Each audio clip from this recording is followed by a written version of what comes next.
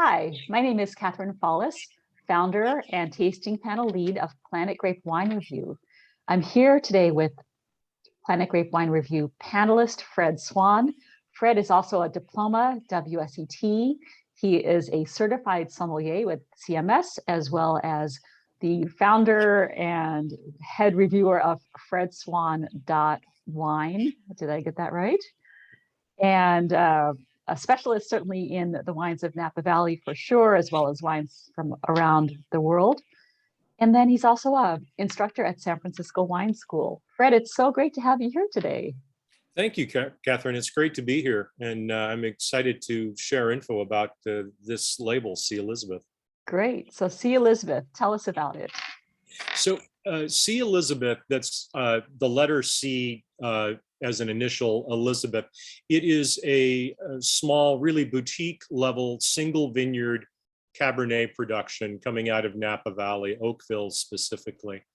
The winery was envisioned, let's say, in 2002, but the first vintage was only back in 2014. They spent a lot of time planning and then figuring out where they wanted to get fruit from. What they were looking for was a New World style of Cabernet Sauvignon, a varietal Cabernet Sauvignon. And they actually looked all over California and even all the way up into Washington to try to find a good source for the fruit to make the wine that they wanted to make. And coincidentally, perhaps, and certainly it's good for the wines, they wound up settling on Oakville and Napa Valley. And the vineyard is actually very close to the founder's own other winery, which is Goose Cross Cellars in Napa Valley. So the owners and founders are Christy and Dave Facelli, a husband and wife who also own Goose Cross. They've been in Napa for a pretty good amount of time, not eons, but 15 years probably. And whereas Goose Cross has a pretty wide portfolio of wines, C. Elizabeth does just one thing. It does 100% Cabernet Sauvignon from one vineyard in Oakville. The name C. Elizabeth, it's a reference to Christie's family. There are a lot of women in her family who were named Elizabeth and were really sort of great, strong women and that kind of thing. And it's sort of an homage to all of the Elizabeths in Christie's family. And was this Christie's idea or Dave's idea? That's not entirely clear. I'm sure it was pretty mutual, but I think I'm going to say that Christie probably had a lot of say in that matter.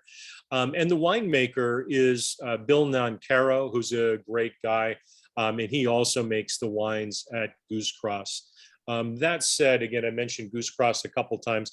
These wines are definitely different from the Goose Cross wines.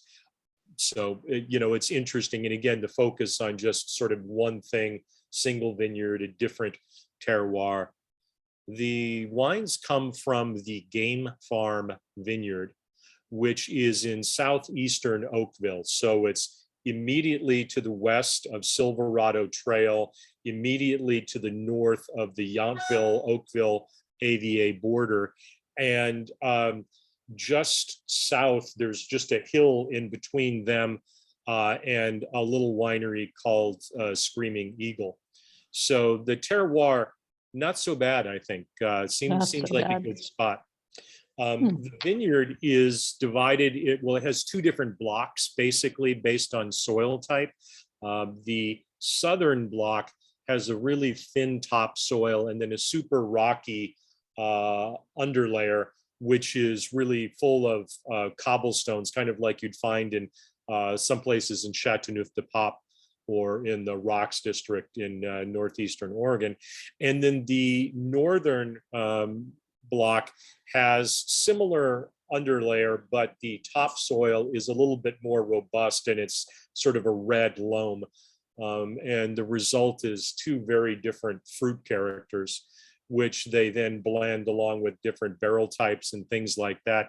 So even though it's coming from one vineyard, they can get quite a bit of complexity. And by playing with the different components they have, different harvest times, different parts of the block, different barrels. They can also sort of tune the wine to particular vintages to create something that's distinct for each vintage, but is also a great, well-rounded wine. And they sent me 4 of the wines to taste. Again, it's a one wine winery. So they sent me a vertical of 2014 through 2017. Again, all the wines are 100% Cabernet, all 100% Game Farm Vineyard. And so the differences between the 2 wines are the particular vintages, some warmer, some cooler, some longer, some shorter, different weather characteristics in each. And then also the barrel regime. From the outset, they wanted to use 100% American oak, not all new oak, but 100% American oak. And they've been fine tuning that over the years, just in general with the barrel program, but also tweaking it based on tasting the barrels as they mature to sort of come up with the best incarnation for each particular vintage. One thing they do, which is really good and I think super important with American oak barrels, is that they season the wood for quite a long time, season the barrels, so that the flavors and aromas coming out of the wood aren't too aggressive. So they get a good 3 to 4 years of dry seasoning before any wine ever goes into them. So Fred, yeah. Are you saying by seasoning, not like you be seasoning something in the kitchen? It's kind of the opposite because it takes down the flavors and astringency a little bit? Yeah, a great question. Thank you for that. Yeah, what I mean by seasoning in this case is essentially aging. They're letting the barrels or the staves sit, which allows the wood more time to dry out. The American oak kind of dense, and it can have still some a little bit of, let's say, sappiness from the original tree if you use it too early, which can give certain flavors and aromas. And by giving it even more time to dry, to cure, maybe you might say, it really moderates that, and you wind up with a much more gentle yet still super interesting effect from the wood. Which is interesting because, I mean, you rarely hear of a Napa Valley Cabernet Sauvignon producer talk about American oak. I mean, for Petit Syrah, for Zinfandel, but it's a very unique approach, isn't it? It is, and there are some producers that do it under the radar a little bit. Not that they're hiding it, but I think people just assume by default now that for Cabernet Sauvignon the barrels are always going to be French oak. But for example, Ridge, their Montebello, which is one of the most fantastic Cabernet Sauvignons in North America, if not the world, uses 100%. American oak as well, and they did that after extensive studying. So it's certainly doable. It's not sort of fashionable necessarily, but the results can be fantastic. Nice. Okay, so again, I had 4 different wines to taste through 2014 through 2017. All of the wines, by the way, they have a pretty similar protocol. They age for about 21 months in oak. The amount of new oak varies, but it's roughly about 30%. So it's not a huge amount of new oak. And then the wines are all aged in bottle at the winery for at least 12 months before they're released. Production volumes, again, will vary from vintage to vintage, but it's not huge. You're looking at about 244 cases for the 2017, for example. And the prices are sort of in a really good spot for Napa Valley for a high-end artisanal Cabernet Sauvignon. You're looking at $150 a bottle for the 2017, for example. One thing that's always a debate when you're tasting a vertical is, especially when the youngest wines are quite new, is do you taste the youngest wines first or the oldest wines first? And there's not necessarily any correct answer, but A couple of years ago, I had the opportunity to taste a whole bunch of Ornellaia with Lamberto Frescobaldi in Rome. And I was asking him that question. And he said, if the old wines can't hold up to being tasted after the young wines, then they're not very good wines. So it seems like a good way to look at it. So I started with the young and then went backwards in time. So let's talk through it that way, and then we can come back. The 2017, it's opaque purple in the glass, as you would expect from a Napa Valley Cabernet. Really beautiful fruit on the nose, ripe black cherry, black currant, along with a little bit of smoke, some caramel, some vanilla, and some oak. But it's by no means an oaky wine. The oak is very much an accent, and not even the primary accent. The palate is medium plus to full bodied with velvety tannins, just a touch of graininess in that texture. Intense but not overwhelming flavors, very nicely balanced. And then the palate, much the same. You're looking at jam from black currant, blackberry, but especially black cherry, along with some oak. And the overall impression to me was one of relaxed power.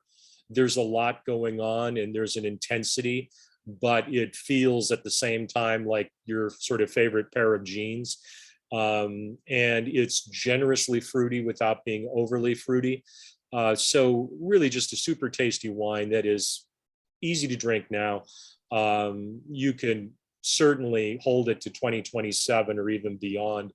But as I wrote in my notes, now through 27 plus, but why wait? It's just super delicious right now. It sounds like it. The 2016, oh, by the way, so 2017, a couple notes on that. People may remember that is the year that Napa experienced horrible fires, or the first of the recent years in which Napa experienced horrible fires. And fortunately for C. Elizabeth, due to the nature of the vintage preceding that, which was fairly warm, they had actually harvested a few days before the fires actually took place. So they had no issues whatsoever. You just have this beautiful fruit. The 2016 is a very different wine, equally good. In fact, I would say, at this moment, I like it a little bit better. But of course, it's had another year to mature, and also it's a wine that just sort of hits my particular happy spot. It's a little bit more savory. So the nose, again, fairly intense, but there's old wood, leather, iron, bay leaf, spice, along with really nice cherry fruit. The palate, much the same, a little bit more full-bodied, but also juicier on the palate, a little bit more acidity in there. And it just has this wonderful balance between the fruit, the texture, and the acidity. And with the complexity, I found myself, thinking that if I were not tasting this for review, I would be debating whether I should sip it slowly and think about it, or whether I should just gulp it. It's a juicy wine, and I think one for people who love Bordeaux, because it definitely has that somewhat more savory aspect to it, and this sort of level of sophistication. So again, another super good wines. And by the way, for people that care about numbers, these all pretty much come in the same place. The ratings on the bottle are all, or the numbers on the bottle are all about 14.5% alcohol. The acidity and everything else is pretty much the same, small variations, of course. But so that was super good wine. Then move back to the 2015. And as I moved back in time, the texture was getting more robust on these wines, and slightly different character. And that was for a few different reasons. One, just owing to the vintage, but also, again, it's a matter of how they refined their barrel treatment as they moved forward. The 2017 actually had the least amount of wood and the least aggressive wood. And I'm not talking about that from a flavor standpoint, but I'm talking about their barrel choices, but then also what it did to the texture.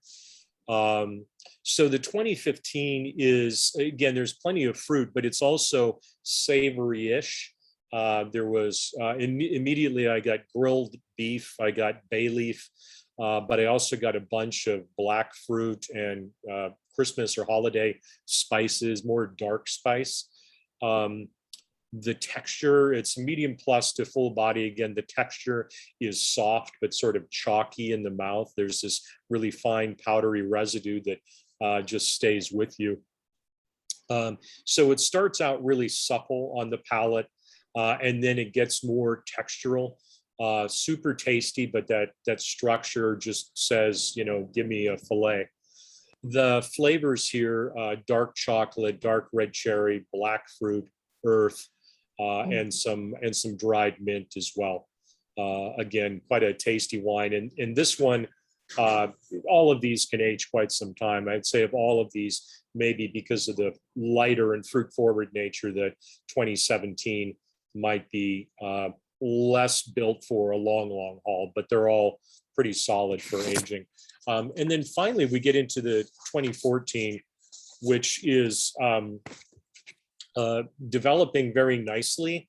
One thing I noted, again, this wine having sat for a while at the winery, obviously, when it pulled the cork out on this, it was, the bottom of the cork was inky and there was this fine, thick, powdery sediment on it, just testifying to sort of how the wine has developed in the bottle, with some of the sediment kind of falling out a little bit. Again, opaque purple in the glass, the nose all about grilled black fruit and red cherry, dark red cherry, dark spices, dark chocolate, orange peel, which I thought was appealing, pardon the pun, and then some aged and charred oak in here. Flavors really well knit together. The palate overall structural. So again, a wine that you can drink now and you can drink it without food. I would say that all of these, especially the three older ones, will be, better perhaps with food, just because it's, the way wines are made to be consumed when they're wines of this quality, but certainly very drinkable now.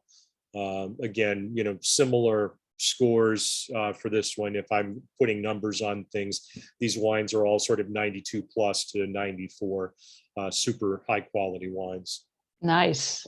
That's really interesting, Fred, how you, having tasted these four vintages side by side, could actually see what the winemaker did as far as the use of the oak barrel, the oak regime, perhaps dialing it back a little bit with the 2017. With the 2015, you mentioned robust texture. And, we talk about tannins from the oak, and robust. And so these are kind of technical terms. What does this mean for the average person on the street? I always kind of use the word, and you use the word grainy. I use the word kind of chewy or gripping, but still people don't understand. So I sometimes talk about like how you chew a piece of steak. It's chewy. Right. Yeah, it's a great question. So I tend to characterize the tannins or the texture in a few different ways. One way is just thinking about how much of it there is. Another is how much they sort of stop the flavors in the wine. Tannins link up with the proteins and enzymes in your mouth, which your taste buds actually need to function. And so if you have a really strongly tannic wine, it can make the finish kind of short unless you actually have some food, and then instead the wine links up with the proteins in your mouth. Or salt actually is good for moderating tannins. So if you're a vegetarian, having some vegetarian casserole or something, throw a little bit of extra salt on there, and that helps a lot with those tannins. But then the other way I look at it is texturally. And so some wines are sort of really soft, kind of cashmere, some a little bit less soft like velour and then velvet. But I also sometimes find them grainy. And by this, I mean, it can mean like there are little grains in your mouth, or maybe the feeling of sandpaper, and never like an aggressive sandpaper, but you use a super, super fine grain to polish something after you've finished the wood or something like that. So just levels of graininess like that, but a lot of different ways. Sometimes they're slippery like graphite. And it winds up being one of the more interesting aspects of the wine. And of course, like the flavors, the texture is something that evolves over time. As a red wine ages, it's going to get less and less textural. It's going to get more sort of smooth and sophisticated on the palate. And just really supple and none of that Exactly. kind of Yeah. fantastic. And so none of these are so textural that it really gets in the way of the flavors, or that at least I said, oh my gosh, I couldn't drink these without food. But again, with the more robust texture, it's going to mate really well with food, with protein, with something with a bit of salt in it or a bit of fat, and it's going to create a more unctuous mouthfeel, and the finish will get longer as well. Great. So for the folks out there listening, the 2017 C. Elizabeth Cabernet Sauvignon from the Game Farm Vineyard in Oakville, Napa Valley is available. It's on the C. Elizabeth website. I really don't think it's distributed widely, so I think the best place probably to go is their website to order it. It's $150. And as Fred said, it's ready now, ready to drink now, or cellar for a few years if you like. But the way things are going, I feel like if there's something that is arriving at my doorstep, why wait? We're in such a weird time. Just enjoy it now. Have a great time with it. And, Fred, what would you, in a perfect world, what would you suggest to pair with the 2017? That's a great question. I think it would be good with filet mignon. So that kind of steak, it would be good with maybe braised short ribs or something like that. You certainly don't need a big old fatty ribeye or anything like that necessarily. It is light enough on its feet that it would go really nicely with Wagyu beef as well, which is more delicate and unctuous. I could see it with duck breast. Nice. Things like that would be super good. But it also, again, because it's so approachable, if you're a fowl and fish person, roast chicken would be fine. And again, just a lot of vegetable dishes would be good as well. What do you think about charred eggplant? Well, I'm in favor of it, and I think that would be really good with this as well, or something like ratatouille. Yeah, something with a little smoky spice in it. A little smoky spice and something with just a little bit of chew to it. Yeah, absolutely. Sounds good. Well, Fred, thank you so much for your time. I really admire and appreciate your palate and your expertise. And it's always great to chat with you. Thank you so much again. And we will see you the next time. Take care. Thank you.